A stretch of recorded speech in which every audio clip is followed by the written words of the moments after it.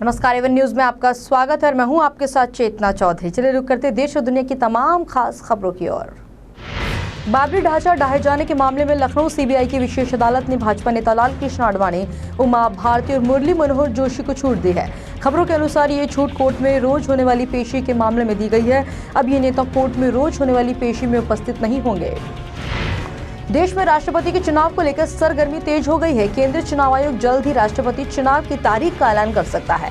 बता दें कि मौजूदा राष्ट्रपति प्रणब मुखर्जी का कार्यकाल अगले महीने खत्म हो रहा है। अगले राष्ट्रपति का शपथ ग्रहण 25 जुलाई को होना है। महाराष्ट्र में किसानों के आंदोलन पर चल रही राजनीति तेज हो गई है। शिवसेना के मंत्रियों ने राज्य मंत्रिमंडल की बैठक में हिस्सा नहीं लिया। इसी बीच शिवसेना के अध्यक्ष उद्धव ठाकरे ने सिर्फ असली किसान नेताओं के साथ बातचीत करने के फडणवीस सरकार के प्रस्ताव पर जमकर निशाना साधा।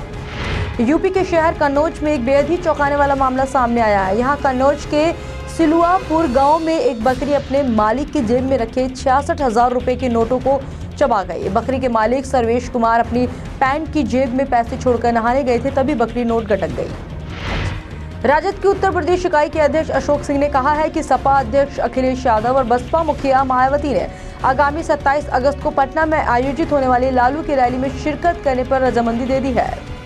नीट 2017 का रिजल्ट 8 जून को जारी नहीं होगा। सीबीएसई ने मद्रास हाईकोर्ट से कहा है कि नीट का रिजल्ट 8 जून को घोषित नहीं किया जाएगा। सीबीएसई ने मद्रास हाईकोर्ट द्वारा दिए गए स्टेट का पालन करते हुए ये फैसला किया है। बता दें कि नीट की परीक्षा देश भर में मेडिकल, डेंटल, आयुष और वेटरनरी कॉलेजों में दाखिले के लिए आयोजित की जाती है।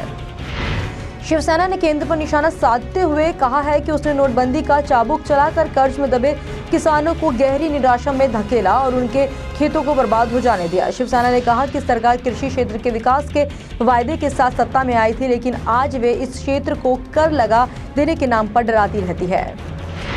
आंध्र प्रदेश और तेलंगाना में किराना की दुकानों में प्लास्टिक चावल बेचे जाने की अफवाह ने लोगों को परेशानी में डाल दिया है। अभी यह मामला पूरी तरह से खत्म भी नहीं हुआ था कि बेंगलुरु शहर की कई किराना दुकानों पर प्लास्टिक की चीनी बेचे जाने की खबरें सामने आने लगी। इससे लोगों को परेशानी हुई और वो संभल कर चीनी खरीद रहे हैं। केरल में लेफ्ट नेता गीता गोपी की बेटी की शादी सुर्खियों में है। फोटो में वे सोने के आभूषणों से सजी दिख रही हैं। ऐसे में सोशल मीडिया पर उनकी फोटो पर लोग सवाल उठा रहे हैं। बता दें कि एमएस गीता गोपी की ही पार्टी के नेता और केरल के कृषि मंत्री मुल्लाकर रत्नाकरण ने अप्रैल में राज्य विधानसभा में दिखावटी शादियों का मुद्दा उठाया था, लेकिन अब खुद गोपी की बेटी की शादी ये फोटो सामने आने के बाद पार्टी पर सफाई देते नहीं बन रही। हैदराबाद के पास मौजूद हाईवे पर एक अजब गजब घटना देखने को मिली है। शहर के करीब हाईवे को एक शख्स ने भगवान शिव की खोज में 15 फीट गहरा खोद दिया। हैदराबाद से 80 किलोमीटर दूर राष्ट्रीय राजमार्ग 163 पर इस गड्ढे के कारण काफी लंबा जाम लग गया।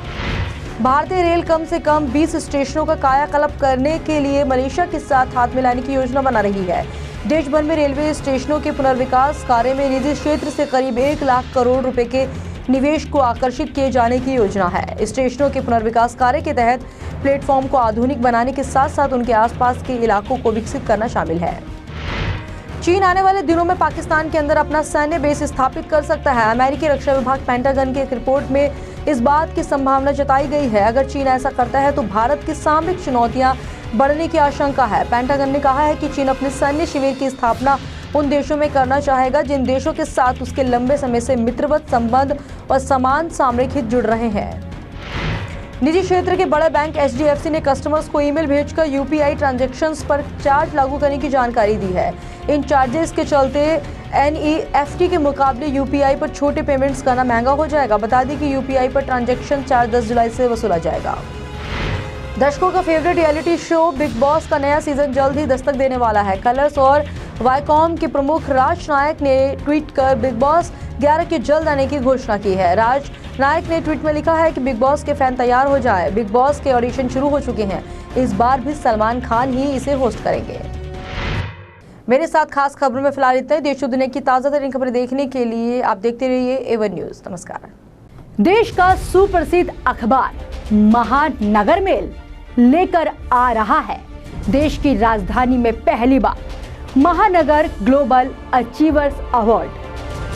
Social work, education, fashion, business, yoga, मनोरंजन, सरकारी और गैर सरकारी या हो मीडिया में अहम योगदान देने वाले पत्रकार। इस मंच पर मिलेगा सभी क्षेत्रों में अहम योगदान देने वाले लोगों को भरपूर सम्मान। जी हाँ, 27 जुलाई 2017 को दिल्ली के इंडिया इंटरनेशनल सेंटर में सजेगा एक ऐसा मंच जो अनेक क्षेत्रों में विशेष उपलब्धि हासिल करने वाले लोगों को समाज में देगा एक नई पहचान। इस बड़े कार्यक्रम के आयोजक हैं देश के जाने माने वरिष्ठ पत्रकार रणवीर गहलोत।